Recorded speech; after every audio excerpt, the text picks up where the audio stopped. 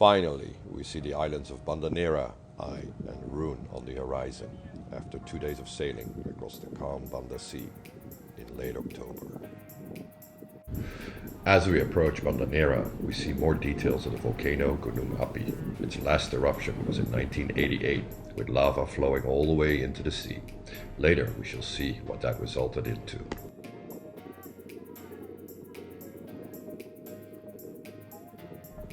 We went ashore to visit the fort. However, this picture is of Fort Nassau, the site of the original Portuguese fort and the first fort built by the Dutch and completed in 1609. During this time, the fort was used as a trading outpost by the Dutch. This picture is from 1909, but today Fort Nassau is in ruin. We did, however, manage to visit Fort Belgica, pictured here, which is a UNESCO heritage site.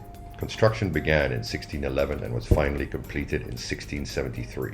The fort is situated on top of a hill overlooking Fort Nassau and commands a 360-degree view over Bandanera. With its 50 guns, it became a strategic stronghold for the Dutch to protect their interests in the spice trade. This green fruit is the reason why the Banda Islands of Neira, Hatta, Ai, and Run were so important to the Portuguese, Dutch, English, Javanese, and Makassarese traders in the 16th and 17th century. This was the only place on earth where nutmeg grew at the time. Opening the fruit reveals two spices, nutmeg and mace, which in the 17th century was worth more than its weight in gold.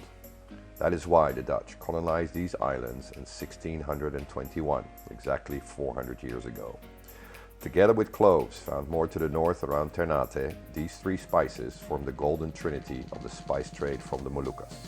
Once nutmeg reached the European markets, it was sold at a staggering 68,000% markup.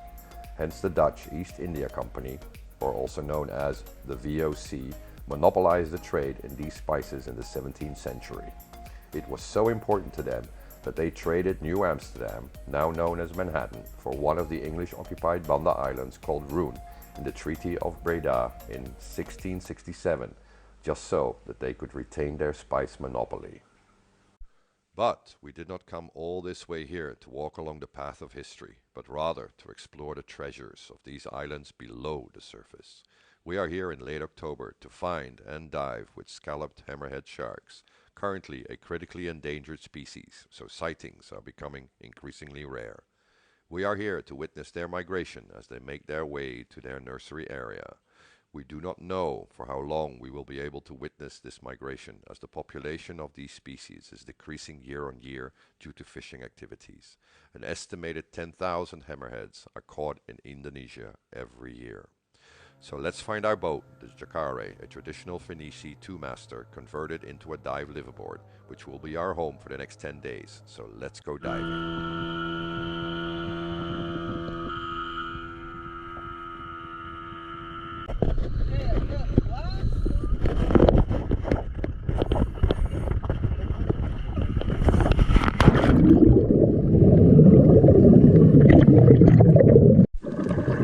In 1988, this area was covered in hot lava from Gunung Api's last eruption.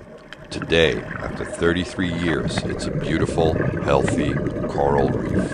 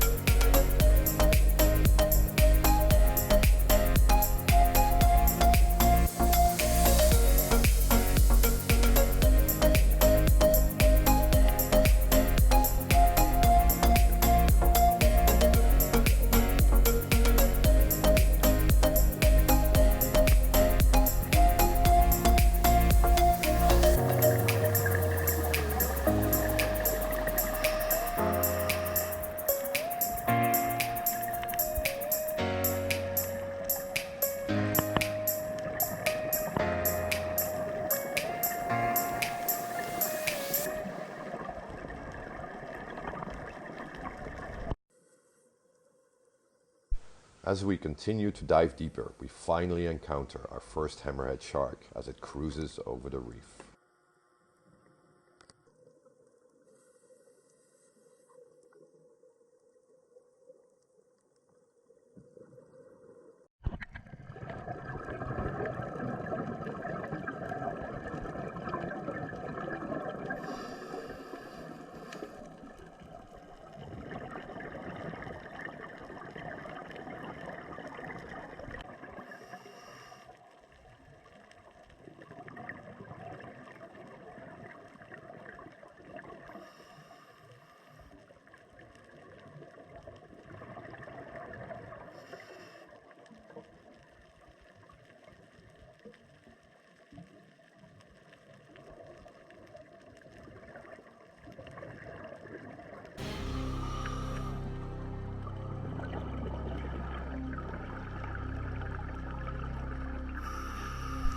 As we dive deeper, we encounter a beautiful marble ray who, instead of fleeing, had other intentions as she tried to scare our dive guide Jack away while protecting her young.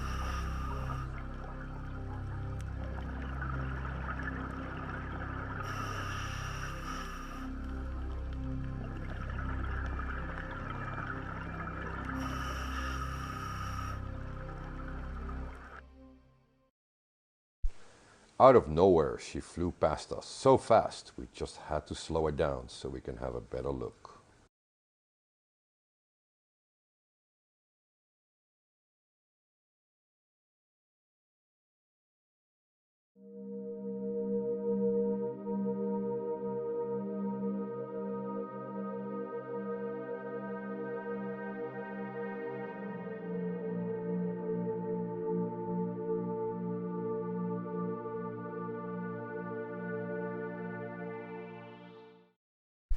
Isn't she beautiful, up close and personal as she casually passes by, maybe to tell us something?